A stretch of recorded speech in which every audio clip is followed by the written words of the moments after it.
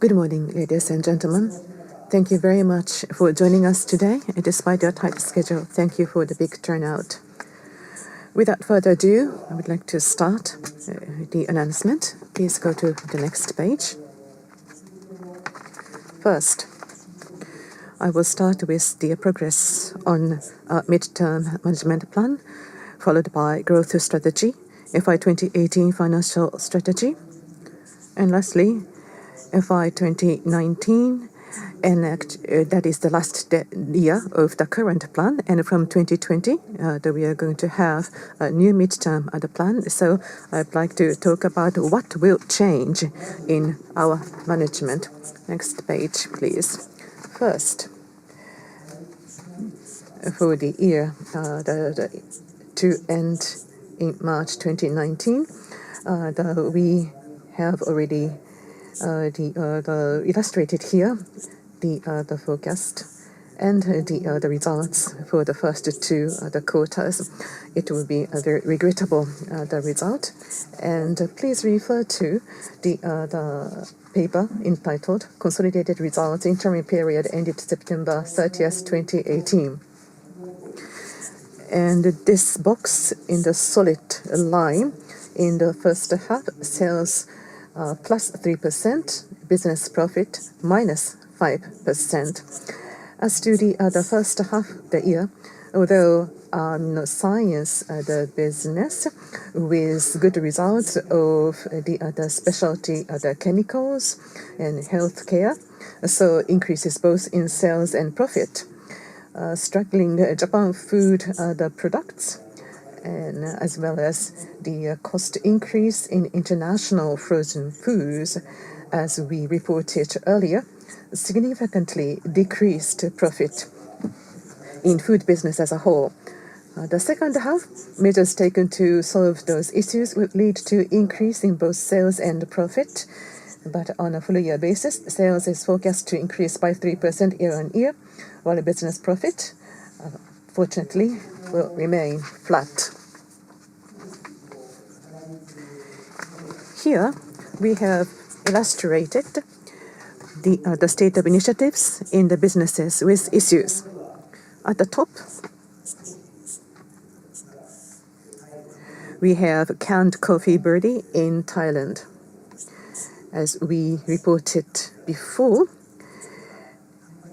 the price increases and the strengthened sales measures are working, and the progress is in line with the plan, and the quality, the improvement and the preparation for that is on the track as well. Number 2, 3, and 4 are the big the issues here, as well as the coffee products in Japan.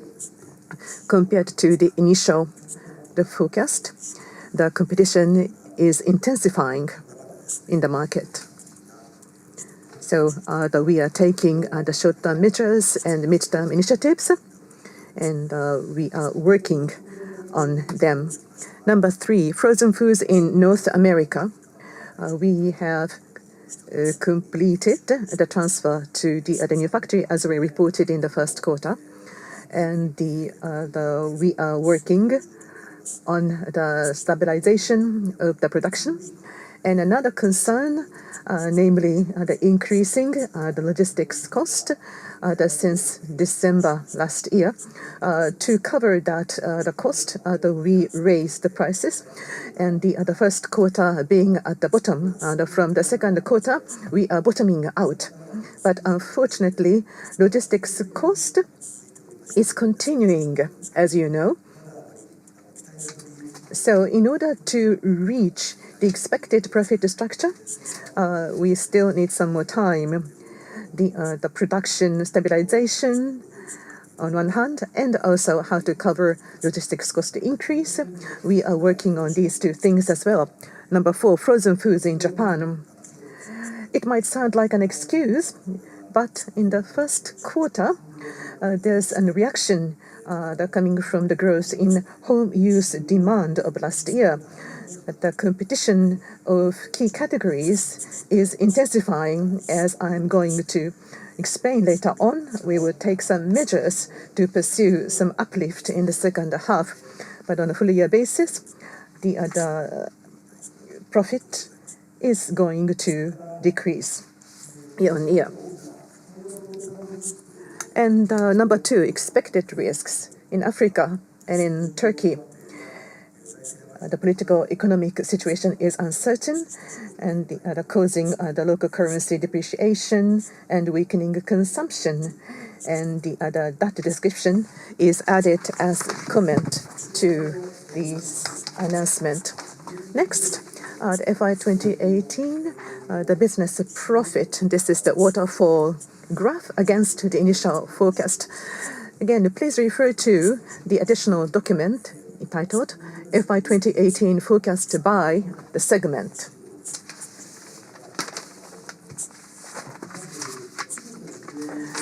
The first full year result. Please look at the right-hand side as comparison to the initial forecast. Japan food products is 6.8 billion yen short. The breakdown is about minus 3.1 billion for coffee and minus 2.6 billion yen for the frozen foods. International food products, due to decreased profit of foreign frozen foods in North America, is 2.2 billion yen short. On the other hand, life support driven by electronic materials is plus 2.1 billion yen, and healthcare, where the budget was very challenging one, but it grew as expected. So healthcare stands at plus 900 million yen. Some comments for other business category. The packaging business in Thailand is currently in the process of structured the reform, and that will be cleared within this the fiscal year.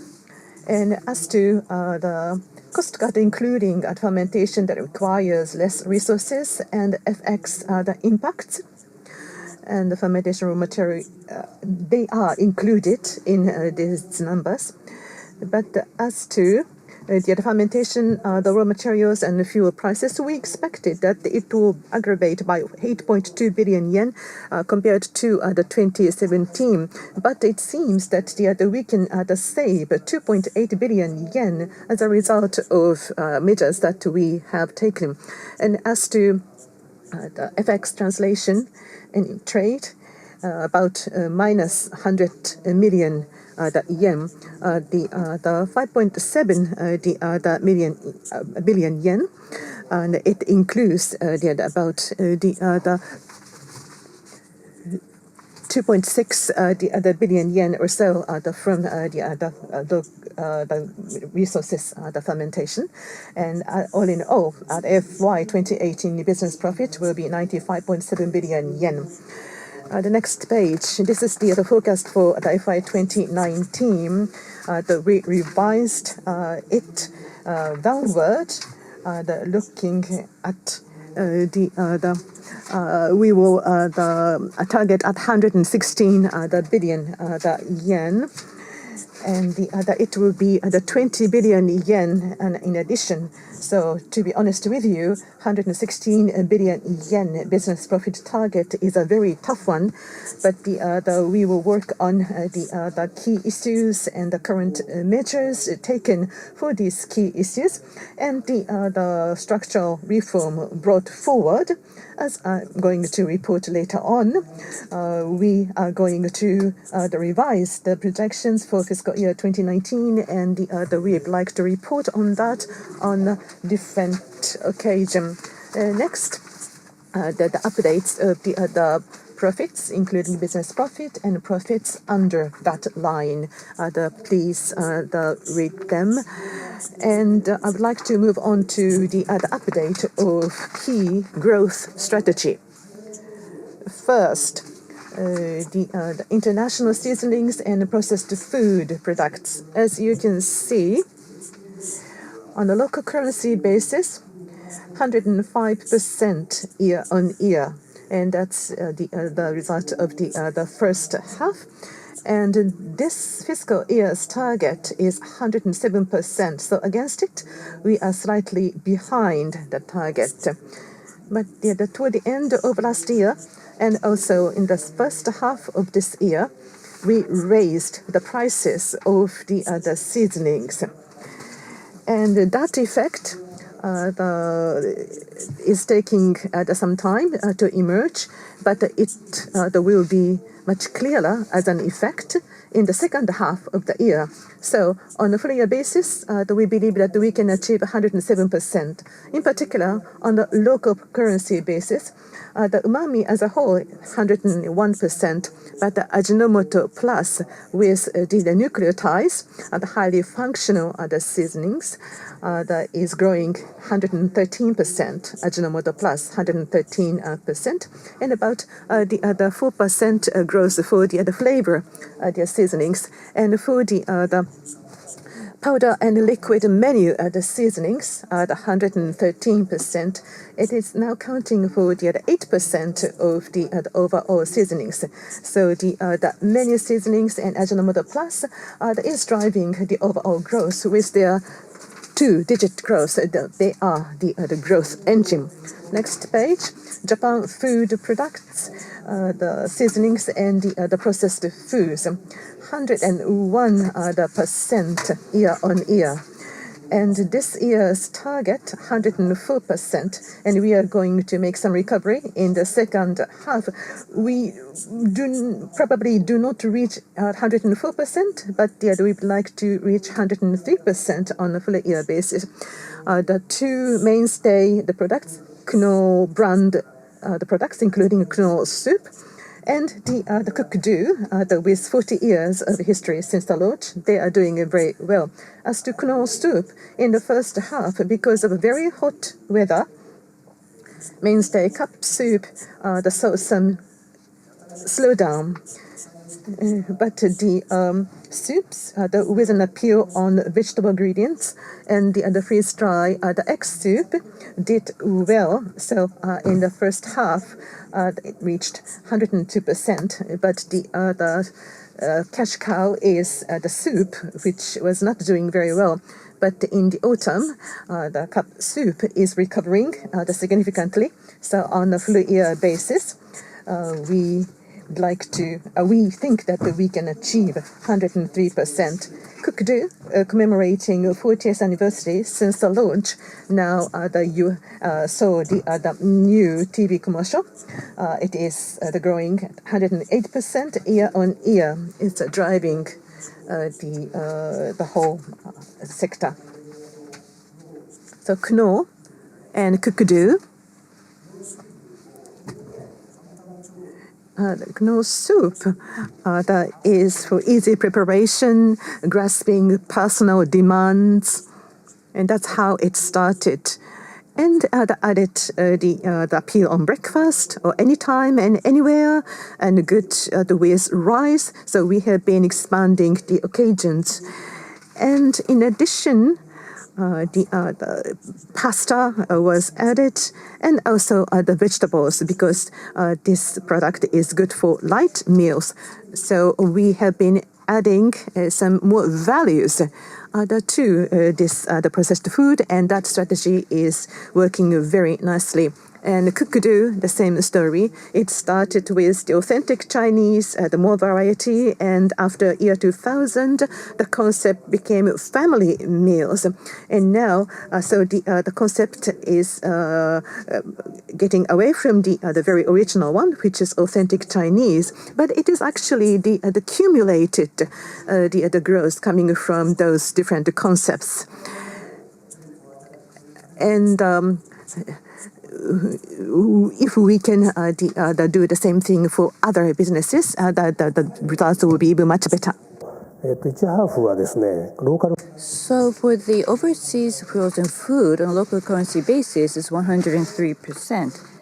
So France, they have done some acquisitions, so it's about 220% for Europe, but including extraordinary odds for North America, so it's very close to 110%. Specifically, the gyoza, fried rice, ramen, these categories, or we call it the Asian food category. Compared to the previous year, it's grew by 25%, 125%. So this has been the driver of the overall strength. But the challenge is about the manufacturing cost. So the new factory for appetizer to transfer to Joplin, and the new plan for the Mexican food, that's in San Diego. For the start of these factories, this cost was been booked for the first half. And as I've said before, from last year, the logistics cost has gone up. And April, we have raised the prices. But even more than that, the logistics costs continue to go up. And from this, the first half, we have generated a loss. In terms of the stabilization of the manufacturing, so on top of these two factories that we have challenges in the mainstay Asian factories, we want to stabilize the manufacturing, and this is generating stable results. So the the Asian foods. So we will continue to, and there has been a major improvement in these Asian food factories, and we would like to expand that into remaining 7 factories. And we want to go forward steadily in this initiative. But in terms of the making the logistics more efficient, we have to put in more measures. In terms of the logistics cost, we have announced a second round of price increases towards the second half. But it's just trying to. I don't think that raising prices will be addressing the root cause. So, for instance, the structuring the logistics system and making the logistics more efficient. We have sent out a specialist from Japan, the same as manufacturing, and we started to take initiatives here. On top of that, from October onwards, we have replaced the local president. And Bernardo, the previous president, in terms of the top-line growth, he was very capable, and I think he has been able to show results. But in terms of the restructuring of the manufacturing or the logistics restructuring, in terms of the structural reform, he was not the right person, so may I say. So that's the reason why we have changed the president, and we are executing the maximum level of support from Japan. And we are determined to conduct a V-shaped recovery in this business. Please go to the next slide. Well, this is a healthcare business. This is going very steadily. For the full year, we are expecting a double-digit growth. What is driving this growth is the pharmaceutical custom manufacturing business, and I am speaking more detail about this. For this fiscal year, we have integrated the CDMO business of Europe and United States. And we say here, this is very symbolic, AJI Biopharma Service, and the company name is going to be changed to the same name for the United States and Europe. And because of this, the global service provision system has been built, and we have been able to see good results coming out of this. Well, the CDMO market, so generally speaking, excuse me. Oh, excuse me. I think, well, let me just go through this slide. So for the CDMO business, so the pharmaceutical market is growing by 5% per annum, and it's about 10% of this pharma market. And that is the assumption. So this is old data in fiscal year 15 that it was $72 billion. That was the market size. So the CDMO business is growing by 6 to 7% per annum. So it is a growing market. To be able to tap into this growth, we are looking at globalization, and we are going to put in this system.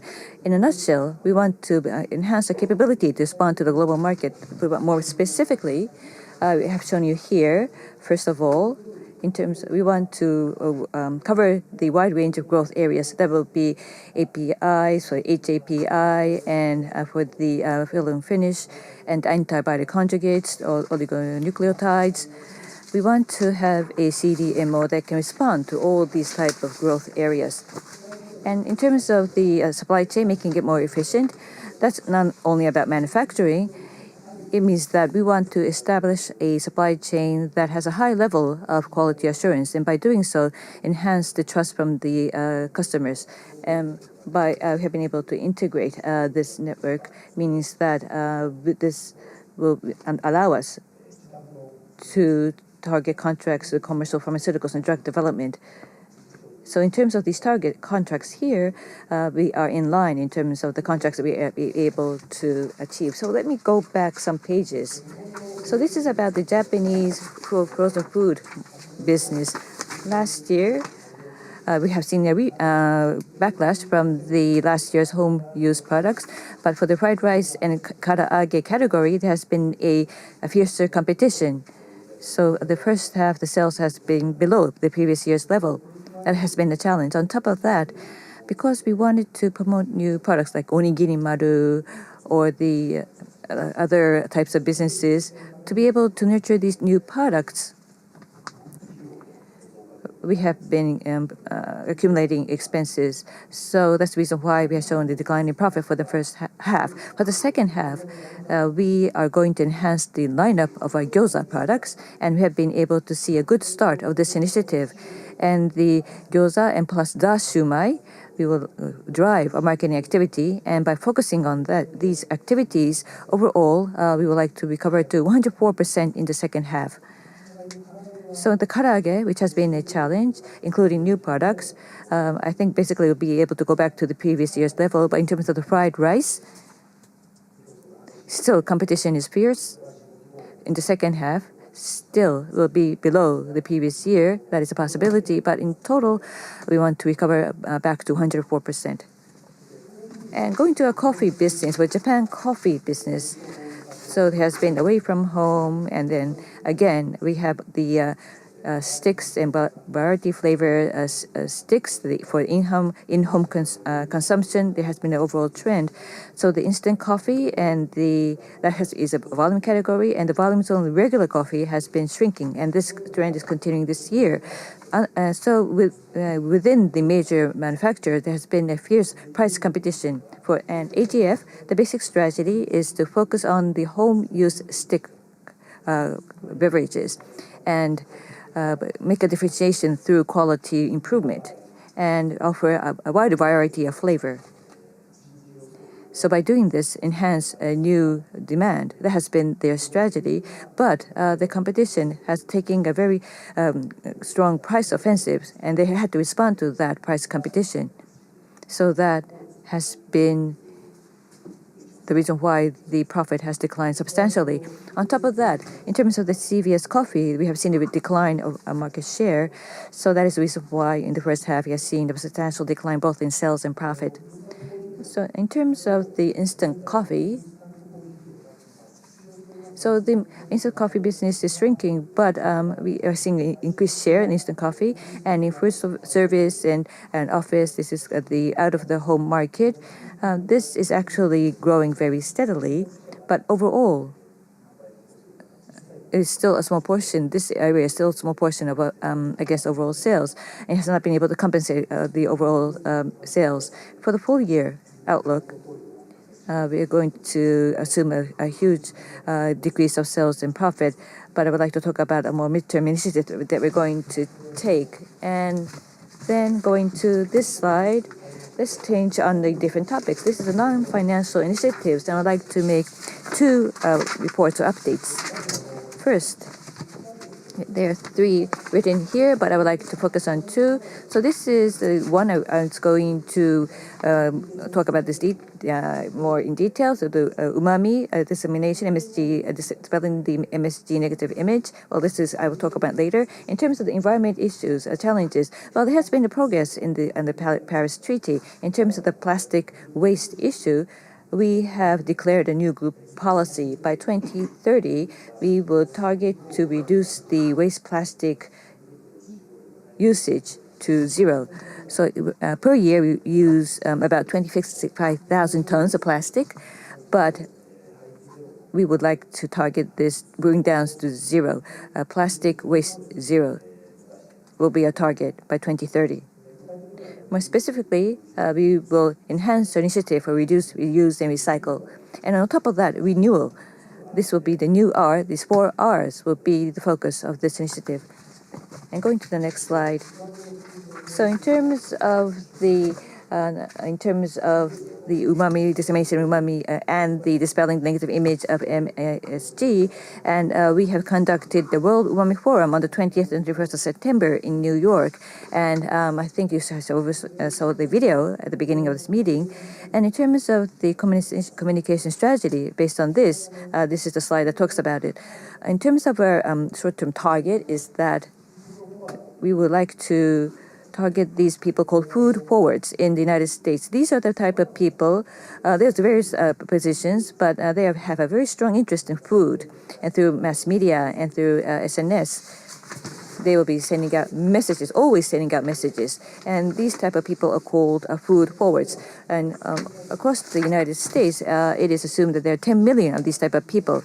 And what they send out as a message will have a huge impact on the general consumers.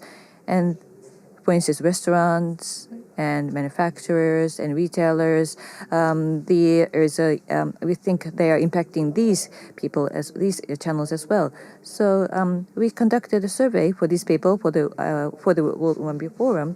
So the people who have a very positive image for umami is 66%. On the other hand, in terms of MSG, they are about close to 40% that had a negative image of MSG.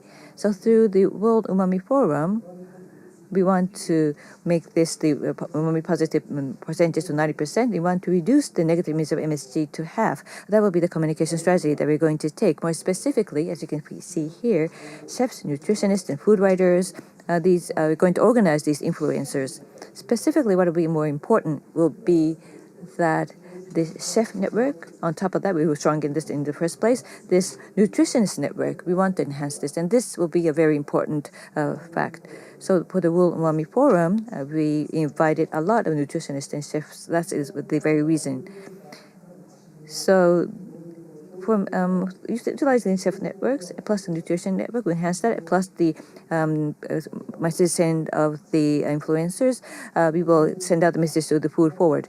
So in Japan and other strong areas that we have, we will set up a network and gradually send out the message. There are 2 key messages.